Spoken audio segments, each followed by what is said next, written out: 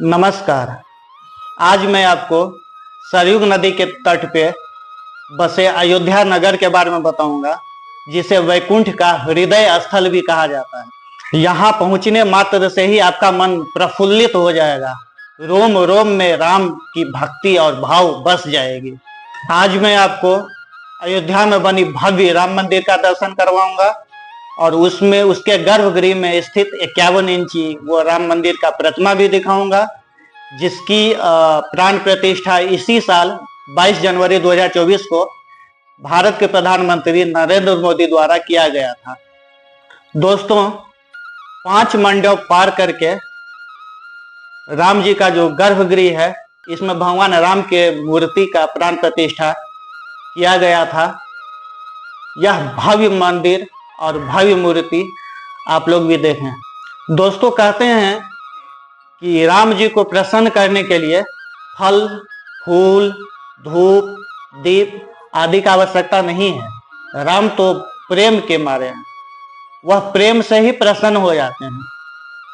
तुलसीदास जी ने रामायण में लिखा भी है कि राम ही केवल प्रेम पियारा, जान ले हु जो जान निहारा।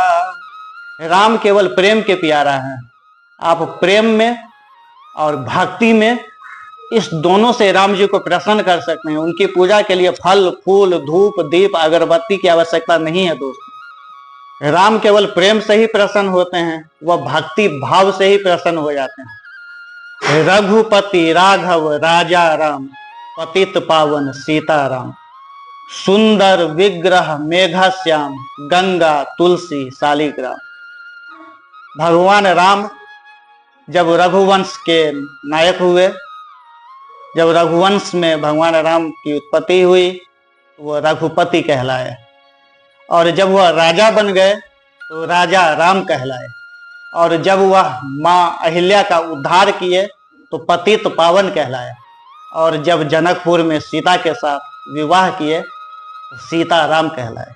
रघुपति राघव राजा राम, पतित पावन सीताराम। दोस्तों, जीवन में आप लोगों के कई सारे मित्र होंगे, लेकिन जो राम को मित्र बनाता है, राम उसके हर सुख और दुख में खड़े होते हैं।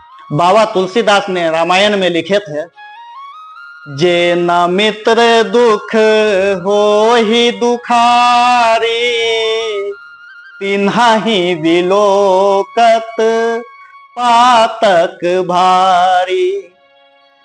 जो अपने मित्र के दुख से दुखी नहीं होता है, उसके समान पापी इस संसार में कोई नहीं है। आप लोग भी भगवान राम को अपना मित्र बनाएं, आराध्य देव राम को मित्र बना के अपने जीवन को सरलता पूर्वक जिए। मर्यादा पुरुषोत्तम के नगरी अयोध्या का दर्शन अब हम लोग आगे करते हैं।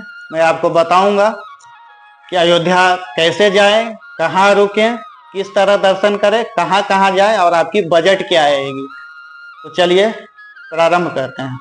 अगर आप चैनल पे नए हैं तो चैनल को सब्सक्राइब करें और वीडियो को लाइक करें और कमेंट में एक प्यारा सा जय श्री राम लिख दें। तो दोस्तों, अयोध्या पहुंचने के लिए आपको सबसे उत्तम व्यवस्था भारतीय रेलवे का है।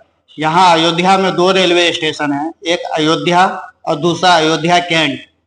अयोध्या रेलवे स्टेशन से श्री राम लला का मंदिर का दूरी बहुत ही कम है, तो आप अयोध्या रेलवे स्टेशन तक की ट्रेन की सफर कर सकते हैं। अगर आप प्लेन से आना चाह रहे हैं तो यहाँ इंटरनेशनल एयरपोर्ट भी बन गया है।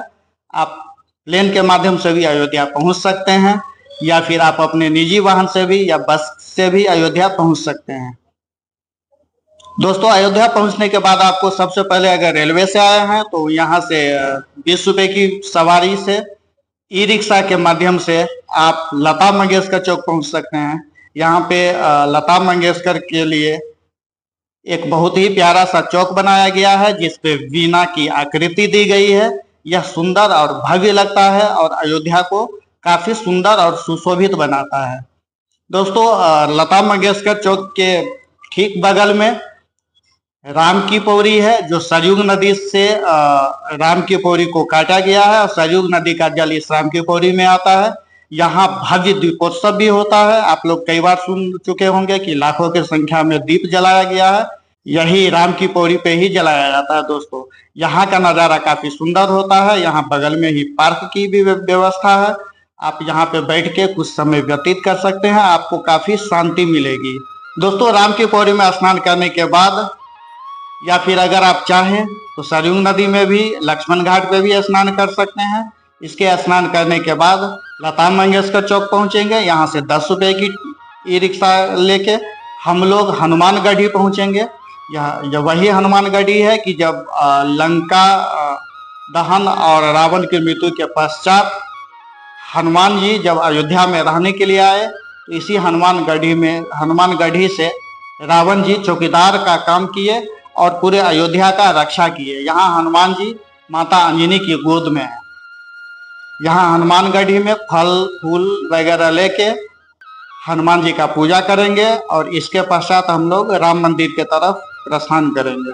दोस्तों, राम मंदिर के मुख्य द्वार पे हम लोग पहुंच चुके हैं। यहाँ से राम मंदिर में अंदर प्रवेश करेंगे। अंदर प्रवेश करने के लिए आपको अपना जो भी इलेक्ट्रॉनिक सामान है आपके पास, सिर्फ पैसे और अपना आइडेंटिटी कार्ड छोड़ के बाकी सारे सामान यही लॉकर पे जमा करना पड़ेगा। आप अंदर कुछ नहीं ले जा सकते हैं। दोस्तों, राम मंदिर में पूजा अर्चन करने के बाद हम लोग राम मंदिर से बाहर निकलेंगे और राम मंदिर के ठीक बगल में थोड़ी ही दूरी पे दशरथ महल है। यहाँ हम लोग प्रवेश करेंगे। दशरथ महल भी काफी भव्य, सुंदर, सुशोभित है, जो अयोध्या में 4 चांद लगाता है। दशरथ मंदिर में पहुंचकर, दशरथ महल में पहुंचकर यहाँ हम लोग रामधुन कीर्तन में शामिल होंगे। दोस्तों, शाम के समय में यहाँ का नज़ारा बिल्कुल ही और अद्भुत और अकल्पनीय होता है, तो आप लोग शाम के समय में भी यहाँ पे समय थोड़ा सा अवश्य बिताएं। दोस्तों, दशरथ महल से बाहर निकल के हम लोग थोड़ी ही दूरी पे कनक भवन है, जिसे माता कैकेयी ने राम और सीता को उपहार स्वरूप दिया था। इस कनक भवन में चलिए हम लोग प्रवेश करते हैं। कनक भवन में माँ सीता और राम का मंदिर बनाया गया है। इस कनक भवन में पूजा अर्चन करने के बाद हम लोग अब बाहर के लिए निकलेंगे। अगर यहाँ से आप किसी दूसरे मंदिर में भी जाना चाहते हैं, थोड़ी दूरी पे जैन मंदिर है और अन्य कई सारे मंदिर है, वहाँ भी जाना चाहते हैं तो जा सकते हैं। अगर आप अपने गंतव्य को प्रस्थान करना चाहते हैं तो वहाँ भी प्रस्थान कर सकते हैं। दोस्तों, अयोध्या आने के लिए आपको बहुत बड़ी बजट की आवश्यकता नहीं है। यहाँ काफ़ी सस्ते होटलें मिल जाएगी। रेलवे स्टेशन के आसपास ही काफ़ी अच्छी और सस्ते होटल हैं।